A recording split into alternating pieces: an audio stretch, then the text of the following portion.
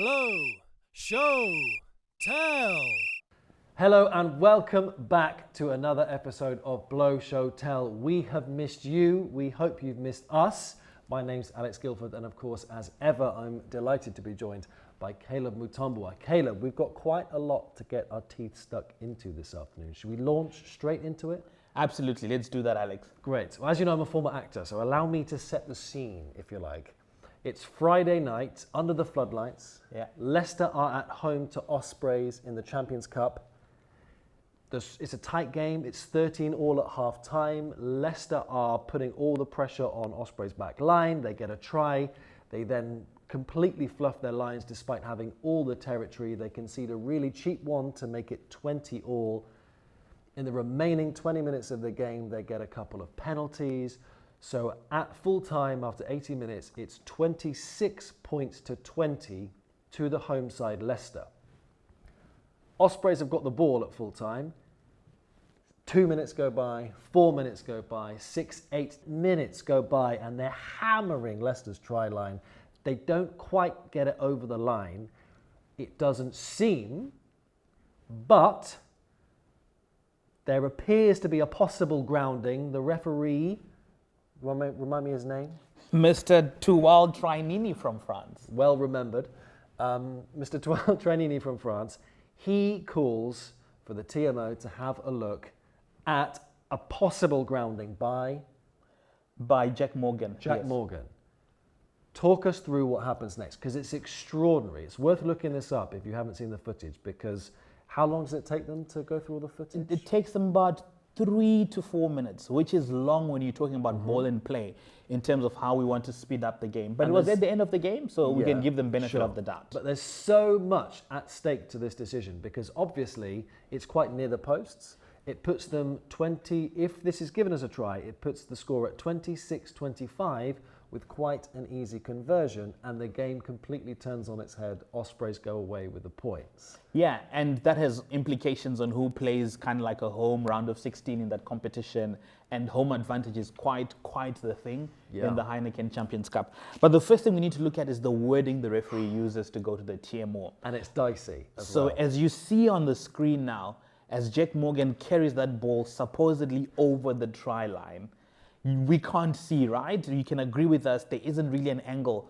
that tells us that there's a try. You can see something has happened. Ospreys clearly think they've got the ball over the line. Well, like any try scorer who's on the line, they'll always think that. Yeah, but there's one angle that the TMO shows the referee and his linesman where it looks like a section of the ball Cross the try line. is over the try line. Yeah, That let me much get to is that. clear. Let me get to that. Okay. First, if those guys hear you calling them linesmen again, Sorry. they're not going to be very happy. They'll send you to the sin bin, but you're forgiven. So the first thing Mr. Trainini says is what the issue. He says, I do not have the pictures that show me the grounding. If you listen to his wording. He says no on-field decision is made. So he doesn't clearly make an on-field decision. And from what we know, what the TMO protocol from the referees should be like, they should make a decision. So for example, if something happens like what we see on the screen, he should go blow his whistle, timeout, he goes to the TMO, listen, our on-field decision is no try. Is there any reason you can give me to overrule that decision? Then the TMO will look closely at the pictures, and he needs overwhelming evidence to overrule the on-field decision. Yes. The reverse is also true. If the referee had said, on-field decision is try, is there any reason why we can't continue with our on-field decision?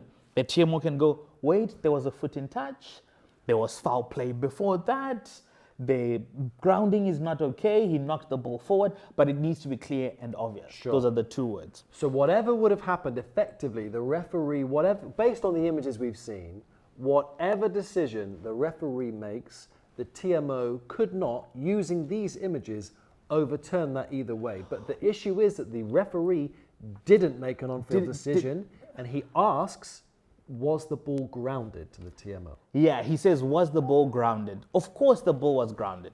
That's not the issue. The issue Yeah. is, was it grounded before on Legally? the try line Yeah. or after the try line? Was it held up? Was it held? Is it a try essentially? So his wording is wrong, and that's the issue. But we also don't know. Maybe the TMO has a secret camera underneath Jack Morgan's boot that gave him a good angle to call that try. But if he was seeing the same pictures that you and I have seen on this screen, as well as you sitting at home, we don't think that try should be awarded. But it's not the first time we've had an issue with TMO wording. There was a match played, I think, if my history reminds me correctly, I think in 2012, the referee blows a whistle and he goes, "Is there any reason why I cannot award the try?" And the TMO goes, "There was no issue with the grounding. Do you want any further information?" Right. Which is an incorrect TMO protocol Oh, okay, conversation. right. Because that's not the answer he was asked. Right. Is there any reason why I cannot award the try? Yeah. Then he goes, "There was no issue with the grounding." He should have gone, "Yes, there is. The pass before was forward." Sure. Not, "There was no issue with the grounding. Any further information?" Because the referee can then say, "I don't want that information." So it's important, the lesson here, if maybe we can give the tip of the day from the ref's corner on Blow Show Please. Tell. That's why you're here, I think. When referees and TMOs communicate, that language needs to be clear and concise for not only us watching at home, but for both of them to understand what each one is looking for in that decision-making process. So what Mr. Try Initiative said was, whistle blown, on-field decision is no try. Yeah. Do you have any information that's clear and obvious that can make me overturn my decision? And we think that there isn't enough to change that No. decision. The issue with he didn't say is that he didn't say there's no on-field try given. He said there's no on-field decision. He didn't make a decision. So I haven't made a decision. So he stood on the fence, tried to be the safe guy. But also, let's get a chip inside the ball. What is this? Like, it's amateur Yeah. hour. Cricket and tennis have done it. You can have a little chip inside on the ball. It will tell us if it was on the ground, on the line, before the line. We're using technology anyways. Why not incorporate it better to make the referees make less decisions? That's what I have for today. If the technology is there and you need a black or white decision, yes or no, clear as day, and the right technology in the ball will be able to tell us that. So tip Yeah. of the day, get the communication clear and concise, and please put some technology on that ball. Because let's be honest, if you were Leicester after that game, you would be furious.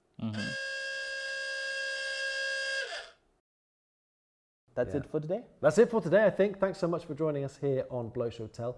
And we're going to record another one of these pretty quickly. So we're going to keep them firing at you. Caleb, thank you very much, as ever. As ever. Blow, show, tell.